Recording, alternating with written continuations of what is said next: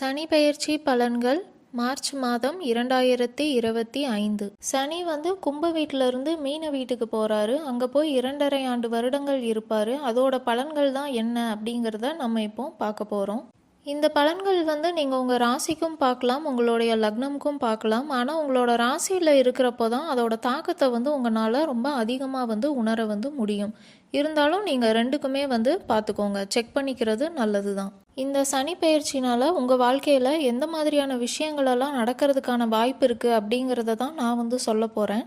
அப்போது அந்த மாதிரி விஷயங்கள் நம்ம வாழ்க்கையில் நடக்குது அப்படின்னா அதை நம்ம எப்படி ஈஸியாக கடந்து போகணும் அப்படிங்கிறத தான் நம்ம இந்த வீடியோவில் பார்க்க போகிறோம். இது உங்களுக்கு பார்த்தீங்கன்னா வருமுன் காத்தல் அந்த மாதிரி இதுக்காக தான் நம்ம இந்த வீடியோ பார்க்குறோம்.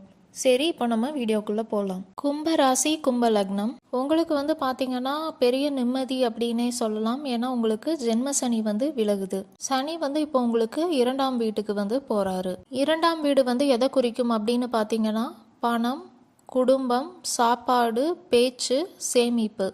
போன 2.5 வருஷம் பார்த்தீங்க அப்படின்னா நீங்கள் நிறையா கஷ்டப்பட்டிருப்பீங்க. நிறையா கஷ்டப்பட்டு ரொம்ப டயர்டாயிருப்பீங்க. வேறு விதத்தில் உங்களுக்கு நிறையா அனுபவம் கிடச்சிருக்கும். எல்லாமே ரொம்ப கஷ்டப்பட்டு கற்றுருப்பீங்க.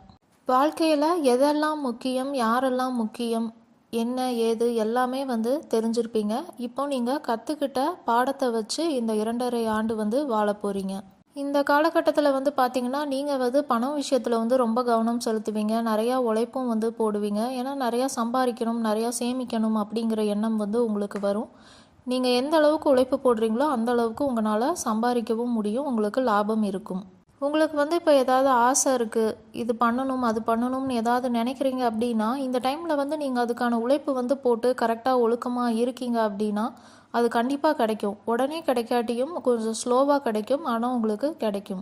ரிசர்ச் ஃபீல்டு, லா, அஸ்ட்ராலஜி, மெடிக்கல் ஃபீல்டு இந்த மாதிரி ஃபீல்டுலலாம் இருக்கீங்க அப்படின்னா உங்களுக்கு இது ரொம்பவுமே நல்ல டைமாக இருக்கும். உங்களுக்கு சடனாக பணம் வர்றதுக்கான வாய்ப்பு இருக்குது. நீங்கள் சம்பாதிக்காமல் உங்களுக்கு கிடைக்கிறதுக்கான வாய்ப்பு இருக்குது. நீங்கள் எதுவும் இன்சூரன்ஸ் மாதிரி போட்டிருக்கீங்க அப்படின்னா அது கிடைக்கும். இல்லைன்னா முன்னோர்களுடைய சொத்து உங்களுக்கு வரும். இல்லை உங்களோட மாமனார் மாமியார்கிட்ட இருந்து உங்களுக்கு ஏதாவது சொத்து வரும். இந்த மாதிரி கிடைக்கிறதுக்கான சான்சஸ் இருக்குது. இப்போ இன்சூரன்ஸ்ன்னு பார்த்தீங்கன்னா நீங்கள் என்ன தான் போட்டு அதை கட்டிகிட்டு இருந்தாலுமே உங்களுக்கு அது கிடைக்கிறப்போ அதில் உங்களுக்கு இன்ட்ரெஸ்ட் சேர்ந்து தானே கிடைக்கிது. அந்த இன்ட்ரெஸ்ட் நம்ம சம்பாதிக்காத பணம் தானே, அதனால அந்த மாதிரி நீங்கள் எடுத்துக்கலாம். இந்த டைமில் பார்த்தீங்கன்னா நீங்கள் பணத்தை எதுலையாவது இன்வெஸ்ட் பண்ணுவீங்க. லேண்டு மாதிரி இல்லைலாம் இன்வெஸ்ட் பண்ணுறீங்க அப்படின்னா உங்களுக்கு அதில் லாபம் இருக்கும். புதுசாக வாகனங்கள் வாங்குகிற சூழ்நிலை வரலாம். அப்படி இல்லைன்னா வீட்டு உபயோக பொருட்கள் வாங்குவீங்க. வீடை டெக்கரேட் பண்ணுவீங்க. அந்த மாதிரியான சான்சஸும் இருக்குது. நீங்கள் திடீர்னு பணம் செலவு பண்ணுற மாதிரியான சூழ்நிலைகள் வரலாம். இந்த காலகட்டத்தில் நீங்கள் பணத்தை அதிகமாக சேமிக்க தான் செய்வீங்க செலவு பண்ணுறதை விட. ஏன்னா உங்களுக்கு பணத்தோட அருமை நல்லாவே புரிஞ்சிருக்கும் வாழ்க்கையில். நீங்கள் திருமணம் பண்ணணும்னு நினைக்கிறீங்க, வரன் பார்த்துட்ருக்கீங்க அப்படின்னா உங்களுக்கு திருமணம் பண்ணலாம். அமைப்பு நல்லா இருக்குது. உங்களுக்கு உங்கள் குடும்பத்தில் இருக்கிறவங்களுக்கு செய்ய வேண்டிய பொறுப்பும் கடமைகளும் இருக்கும். அதை நீங்கள் இந்த காலகட்டத்தில் செஞ்சுட்டே இருப்பீங்க. நீங்கள் பேச்சில் ரொம்ப கவனமாக இருக்கணும். நிறையா பேர் நீங்கள் கேரிங்காக இல்லாமல் பேசுகிறீங்க அப்படின்னு புரிஞ்சுப்பாங்க. அதனால் உங்களோட ஃப்ரெண்ட்ஸ் ஆர் ஃபேமிலி மெம்பர்ஸ் கூட உங்களுக்கு ப்ராப்ளம் வர்றதுக்கான சான்சஸ் இருக்குது. அதனால் நீங்கள் அதில் ரொம்ப கவனமாக இருக்கணும். என்ன பேசுகிறீங்க, எப்படி பேசுகிறீங்க, என்ன வார்த்தை உபயோகப்படுத்துகிறீங்க எல்லாத்துலேயுமே நீங்கள் கவனம் செலுத்தணும். அப்படி இல்லாமல் நீங்கள் பேசிட்டீங்க அப்படின்னா அதை இன்னும் பல வருஷத்துக்கு சொல்லி காட்டுவாங்க உங்ககிட்ட. நீ இப்படி பேசின, அப்படி பேசின, இந்த மாதிரி பேசின, அந்த மாதிரியெல்லாம் சொல்லி காட்டுவாங்க. அதனால் பேச்சில் ரொம்ப கவனமாக இருங்க.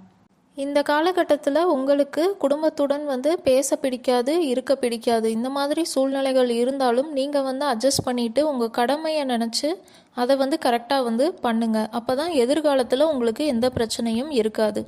இந்த 2.5 ஆண்டில் எல்லாம் சரியாயிரும். உடம்பை கவனமாக பார்த்துக்கோங்க. பழங்கள், காய்கறிகள் சாப்பிடுங்க. தண்ணி நிறையா குடிங்க. ஆரோக்கியம் இல்லாத பொருட்களை சாப்பிட வேண்டாம்.